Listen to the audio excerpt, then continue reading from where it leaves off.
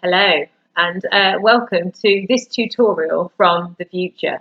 Basically, a while ago when earlier on in the lockdown period, I ordered a Blue Yeti microphone and I did an unboxing video of it where I basically spoke a little bit about polar patterns, about frequency response, recording and stuff like that, just because I studied a fair bit of it whilst I was at uni, so I thought it might be interesting. But I never actually uploaded the video to YouTube. I was that sort of bogged down with trying to do sort of like the personalised tutorials and just like the teaching that I kind of just completely forgot to upload it. But then when I kind of just watched the video back, I realised that I didn't actually do like a before and after of how like the sound difference from what what the video sounded like before I plugged the mic in, just using the internal laptop mic versus how the audio, fared when I actually used the Blue Yeti sound. So at the moment, I am literally filming just using the internal mic on the laptop. But at the end of the video, I'm going to do like another cut-in where I do me talking again, but with the Blue Yeti. Now, I'm not going to show you it because I'm going to unbox it in the past in a second. So I'll see you soon. Bye. So, without further ado, now I've already slightly opened it just to check that it was the microphone, and it is. So yeah, it's here, it's arrived. Now I ordered a microphone type called Blue Yeti. I did do a lot of research into it. Blue Yeti seems to come up a lot as the #1 choice for USB microphones. It looks weird. But on top of that, though, I did loads and loads of I've done like music technology at uni. I know loads about it in that sense. So I wasn't just mindlessly looking at the top 10 microphones and just not taking any kind of actually looking into it myself, because anyone could post anything, and half the time a lot of companies, of course they're going to say that theirs is #1, so you've got to be really careful about where you look when you're researching things. So I actually did do proper research. I was looking into polar patterns, I was looking into frequency response, I was looking into price point. I kind of did a little bit of everything, and in the end this did come out as the best one, which funnily enough was the #1 one anyway. So I kind of, at least, those sources were, I believe, correct. But we'll have to, the proof will be in the pudding, won't it, when I actually come to use it. So I've got a Blue Yeti microphone. It's a USB microphone, so it plugs directly into my laptop. I needed this because, as you know, I'm doing that live streamed performance on Saturday, and also because I just think it would be a good thing to actually, invest in a proper microphone. I'll probably, I'll hopefully be using this again at some point. I do, I've got loads of friends that are musicians. My husband's a musician. My son is starting to become more interested in music. So hopefully this will be used lots and lots. So yeah, I'm going to kind of get started with talking about it now. Now, first of all, one of the main things that drew me to this particular microphone is that it's got 4 different polar patterns. A polar pattern is just basically like the direction that it picks up the sound, the shape of direction that it will, pick up sound from. There's 4 different ones. Luckily, it doesn't actually say it on the back here, which is nice because it gives you a diagram, which is really handy. There's 4 different types here. We've got cardioid. Now, if I turn it to the side, can you see it looks like a heart? So that's why it's called cardioid. A cardioid polar pattern is designed to pick up sound sources from in front of it. So if the microphone, if we had the heart here, can you see the heart? The microphone would be placed sort of there where the heart dips in, and then this is the sort of the sound kind of the kind of space that it's picking up from. Cardioid microphone types are great for picking up things that are directly in front of it. So vocalists, instrumentalists like saxophonists, flautists, like a direct sound source, and usually a single direct sound source. The next polar pattern is omnidirectional. That kind of does what it says on the tin, really. If you think about the word omniscient, it's all seeing or hearing. Now, an omnidirectional mic is exactly the same. It picks up sound source from all around, so it will kind of just widen its and it will pick up anything. That's great in terms of if you wanted to record like a large ensemble that you couldn't otherwise multi-track. I'll talk to you about multi-tracking in a minute. So if you wanted to record a large ensemble like an orchestra, even like a jazz band potentially, because a lot of the time jazz bands just play from what they're feeling at the time. There's a lot of improvisation in there that you might not be able to plan in terms of multi-tracking, stuff like that. Then they're great. The only kind of things about omnidirectional, the kind of the downsides to using an omnidirectional kind of polar pattern is that it's going to pick up everything. So if there's anything in the room that you don't want it to be picking up, it's going to be picking it up. Say for instance, I'm trying to think of an example of because most of the time you'd be pretty clever about, you know, where you're recording and what sounds you're going to be picking up. But say for instance, I had like, I don't know, a radiator that was like noisy or something. It's going to pick that up. You've got to be so careful. You're going to get, you're not going to be able to get a clear sort of the best tone from each instrument either. If I was recording a jazz band or something, it's not going to be as effective as if I was multi-tracking it. Now, multi-tracking is where you record each instrumentalist one by one, so they would all have a headphone on, they would record to a click, so a metronome, their part, then you'd save that, get the next one in, get their headphones on, and then layer that up over the top.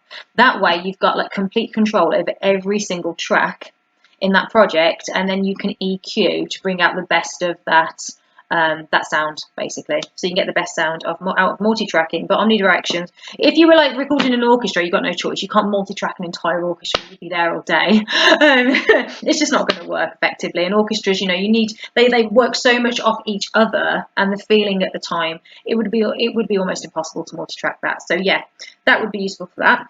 Bidirectional, you can see there, it's got the two little circles. That's where that would be great for if you had like a duet. So you had like two vocalist either side of the microphone, or if you were like conducting an interview or something with someone. And then the last type is stereo. Stereo is if you think about your stereo headphones or a stereo speakers, you've got a right and a left. You've got a right and a left.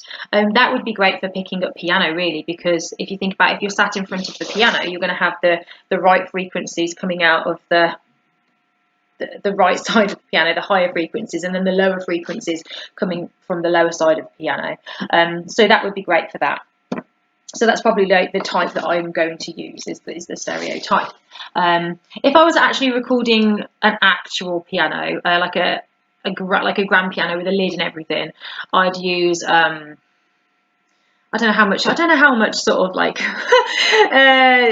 how detailed I should be going into for me just unboxing a microphone here. I'm really going off on one. In fact, I might leave that for another time. If you're interested in microphones, if you're interested in audio, digital audio workspaces, microphones, music technology, acoustics, physics, yeah, let me know and I'll do more sort of things on this.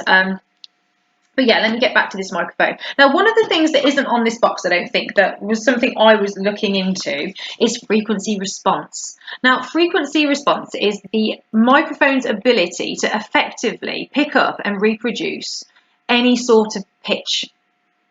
It has like a specific range of pitch, so how high it can pick up and how low it can pick up and effectively reproduce. Now, as humans, as freshly born babies, we are supposed to be able to hear, on average, between 20 hertz and 20,000 hertz. Hertz meaning 1 cycle per second. Now, most people can hear up to 17,000. I don't know. I've never met anyone that can hear 20. I remember we did this test at uni when they had like a single sine wave and they made it go higher and higher and higher and higher in pitch. And I remember it got to like 17 and I couldn't hear anything at that point. But I remember there were some people in my class going, I can still hear it at 20. And you know, when you're like, are you just saying that because no one's ever going to know? I can't hear it. I don't know. But if you can hear 20, then congratulations. You must have fantastic ears. Yeah, but as you get older, the higher frequencies you'll be able to hear will get less and less and less, which is a fun fact here, that's a fun story, fun fact. In fact, I'm using the term fun really loosely here. But if you ever go to like Tesco late at night, sometimes they have like a teenage deterrent where they'll put like a really high frequency sort of that you might be able to hear. That's because they basically assuming that teenagers would be able to hear that, but perhaps, you know, anyone older than that age range wouldn't. So yeah, that's what that's about. Also, they do it with cats, you know, like cat deterrents as well. If there's a lady that lives in a road near us that's got one, and Now, if you think that's loud to us, I mean, I don't know what cats and dogs can hear up to, but I know it's significantly higher. I can't remember exactly how high it is, but it's almost at least double, I think, what ours is. I'm going to double check that, but I think it's at least double, so at least 40. I am going to double check. No, I'm going to just Google it now. You don't want to just be saying things that aren't true. So if we just put, like, I don't know, cat hearing range.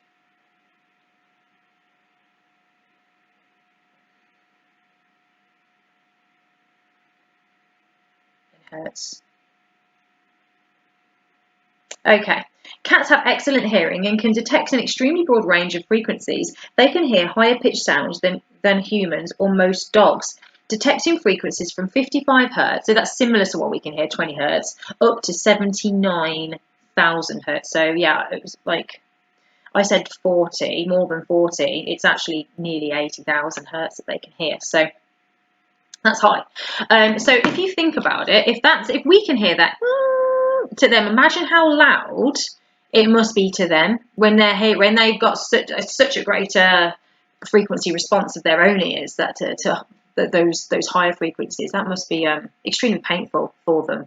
And what's more worrying, I guess, is that we'll never know just how painful it is. I guess we do tests on it. And I guess, like, they must do tests on it, else they wouldn't do it. It probably wouldn't be humane, would it? But equally, we'll never really know.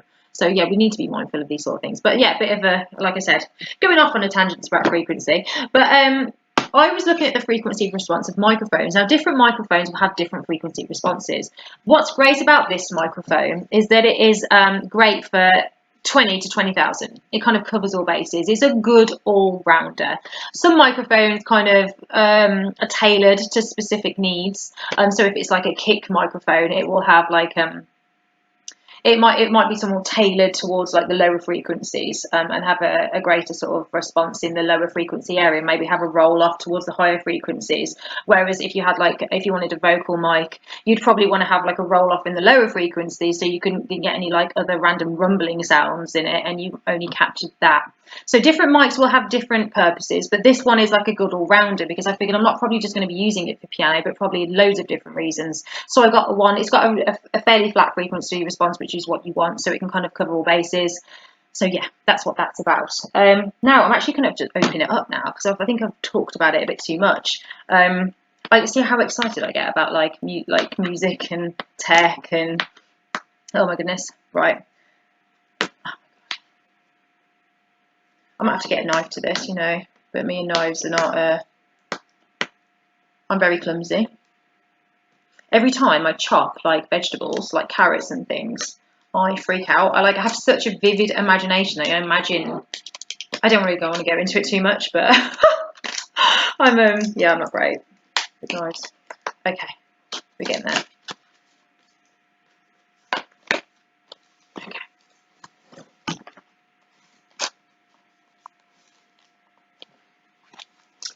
How easy is it to get these things out? I'm still recording. Do you want to come in and say hello? No? Okay. Okay, right. This is the one thing about being downstairs with my family is that I'm in here and they're in the living room. And because normally if I'm in like the music room doing tutorials, they won't come in generally. But oh no, another one of these. Oh. I'm gonna have to get a knife at this point.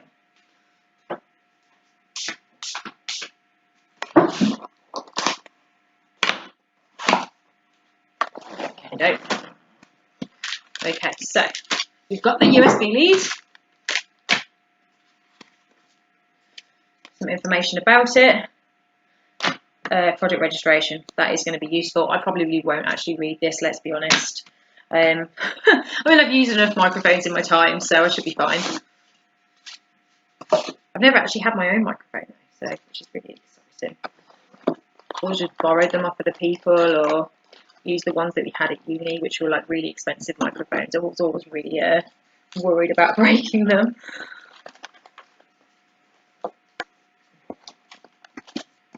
Okay. So there's loads of different colours of these, by the way, which was, I didn't realise, I went onto the very website, and they're all the same, but they've all got like loads of different colours. It was so hard to choose one. I got it in, I think it was called copper. It's like a rose gold sort of colour. They had them in blue, they had them in stainless steel.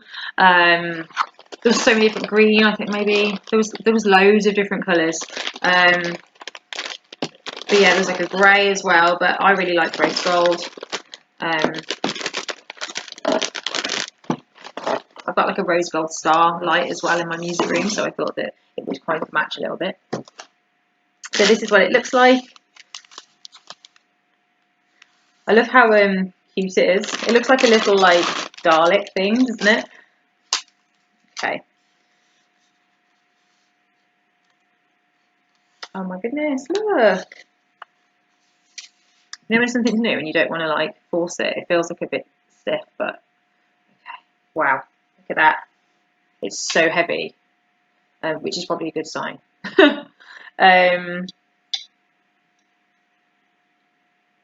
Cool. Okay. So we've got some basic dials on the mic. We've got a mute button, so if you don't want it to be picking up any sound. You've got the volume button. You've got gain, which is sort of how much voltage it's sort of taking in and therefore reproducing as audio. And then we've got all the different polar patterns there as well. So yeah, so we've got our bidirectional, we've got omnidirectional, we've got cardioid, and oh no, hold on, let me just double check this. Yeah. Hello. Yeah, so we've got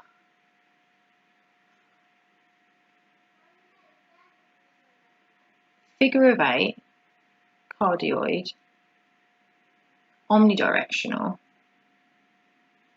and we've got bidirectional as well.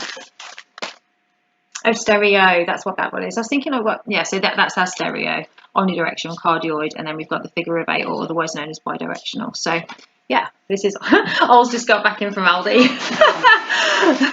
Oh no, where did you go? Lidl. Lidl. On the queue, TV. Yeah, I've just opened up the microphone. Yeah. That's really good. Yeah. Gain. Okay. I was trying to describe like gain. Just increases the amount of like intake. Yeah, like it takes in. Yeah. Yeah. So like you decrease the gain if the sound, basically if you were recording like the piano, it was a really heavy chord or section or something, the sound might start distorting and doing this thing called clipping. To avoid that happening, it's just basically starts distorting. It just cannot deal with the amount of like velocity of sound coming at it. So it starts basically, it just cuts it off at that point. It starts to sound really like distorted and horrible. So you would adjust the gain, you'd lower the gain so it was only taking in so much. So it's kind of like the amount that it's taking in that you're adjusting, essentially. It's quite hard to describe it, but yeah, that's what that is for at the back. Yeah, so yeah, this is my new microphone. I hope you like it. I'm excited to actually go and try it out at some point and actually get it going. So yeah, right now though, you can see I've got other things to do. I need to go and help with putting the shopping away. Did you get what we needed? Mostly. Yeah. I bet it will be something that I really wanted that he hasn't got. Right. Anyway, yeah, I'll catch up with you guys later. But yeah, I hope you like it. Hello, welcome back. So this is the sound with the blue Yeti mic plugged in. I hope that you can hear a difference. Otherwise, this entire thing might be a waste of time. Sorry, I've just had something like crop up on my thing in a thing. Yeah, so yeah, hopefully you can hear a difference. I'm sure you can. I know I've been able to. I think what's great is that actually, that I've had a 2-month gap before when I like first got the mic and sort of unboxed it, and like now talking about it now 2 months down the line, it means that I've actually like used it and tested it properly, so I'm able to sort of tell you what I do like, what I don't like, etc. So what I do like about it is how easy it is to use. I'd say that was like the overriding thing, other than the sound quality, which is wonderful, which is, you know, it's actually how easy it is. You can literally, as long as whatever you're using has got a USB port, you can plug it in and it will like auto sense that it's there, so you don't have to like really go into your sound settings and faff around. It just does it for you, so that's great. the sound quality, obviously, I've been really, really impressed with. Even on a piano is a really hard thing to record because it's so big, it has such a big range. It can be good from very loud to very quiet, and it has done a great job of picking it up. So that's lovely. What else do I like? Anything else? I mean, I like the look of it as well. I mean, I know that's a little bit sort of like an aesthetic thing, but I actually think it looks really cool too. So yeah, now obviously I told you all the things I liked about it initially in the opening video anyway. So what I'll do now is tell you about the things that maybe I'm not so keen on. So number one, like the main thing that I'm not so keen on is the mute button. And what I mean by that is that the mute button, if you mute something, you essentially silence it. So if the mute button is on, the microphone is not picking up any sound. Now, to me, that looks like the mute button is on, right? But it's not. If I turn the mute button on, you'll see the difference.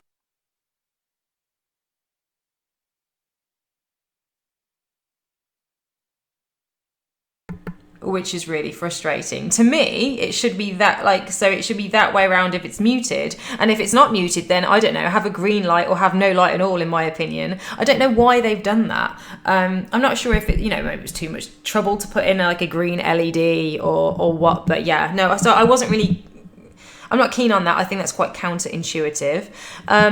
The second thing I don't like, what else? I don't like this and this, is the dials on the back. I find them quite hard to, they're quite small, and they're quite stiff as well. So actually, I find it hard to switch between polar patterns. So at the moment, I've got it set to Omni. If I set that to cardioid, oh my god. Oh, right, okay. Now you can see. That's how much, I don't know if you can see the imprint on my finger that the little ridges have left in my finger from trying to turn it, switching the polar pattern. Now, at the moment, that's set to cardio. Now, if I face that towards you, because the directionality will be that way, I'm hoping you'll notice it's quieter. If I set it back to Omni, then it means that you can hear you'll hear it because the sound obviously is picking up sound from all around it now. You should be able to hear my voice better. So this is cardio. No, hold on. This is cardioid, and then this is Omni. So so that's really a little, I know it's a tiny little thing, but if you don't get it at the right angle, you will end up with like a dent in your finger, or like a little imprint anyway.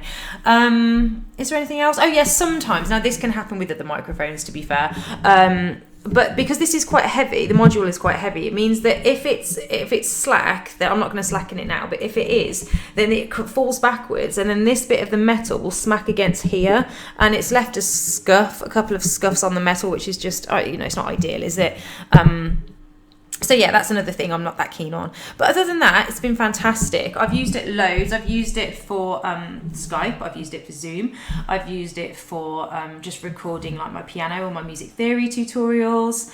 I've used it for everything since I've had it, really. Oh, the only thing I didn't use it for, which is kind of annoying, but never mind, was I'd performed on this, my composition that I wrote for the game Shenmue. I uploaded it to YouTube a little while ago.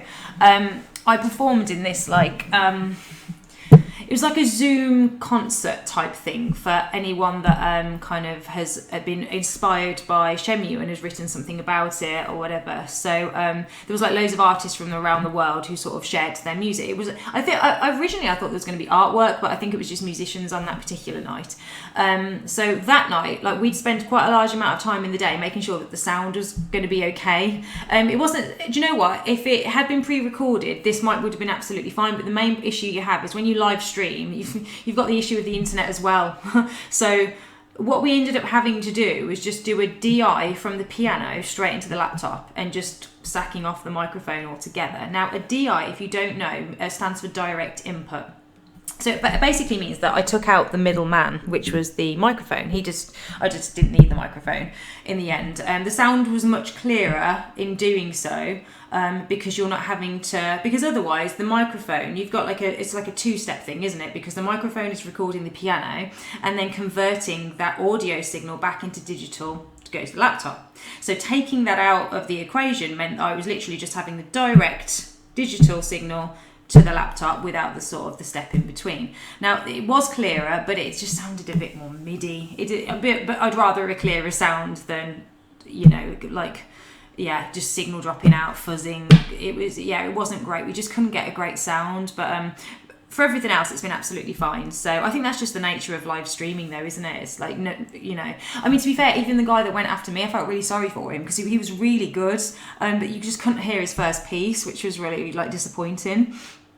You could hear his second piece, but I think he'd pre-recorded that one, so that was really good. So it was a shame that I didn't hear the first one, but yeah. So yeah, that's what DI means, direct input.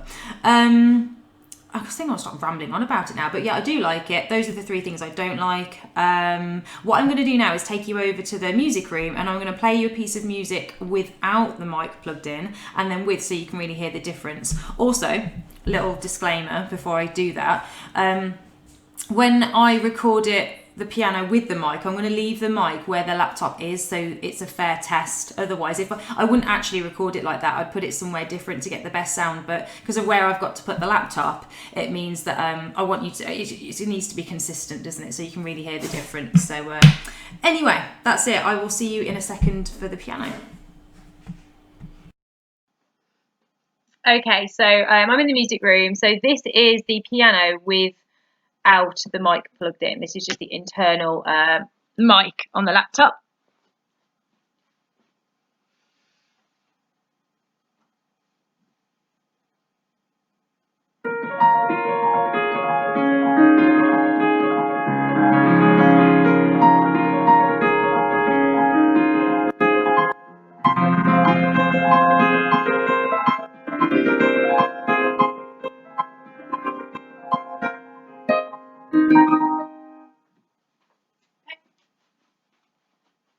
And now I'm going to plug it in and hope that it sounds different. Okay, so this is with the mic plugged in, I believe. I think it's fine. Haven't checked the sound setting, but it should auto do it. So yeah, fingers crossed this works.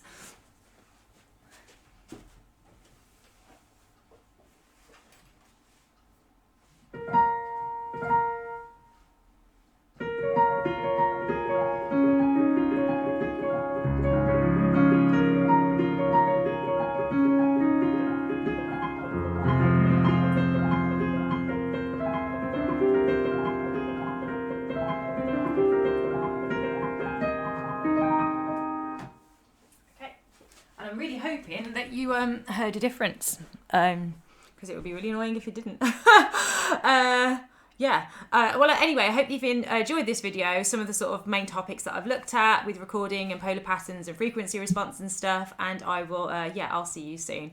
Bye!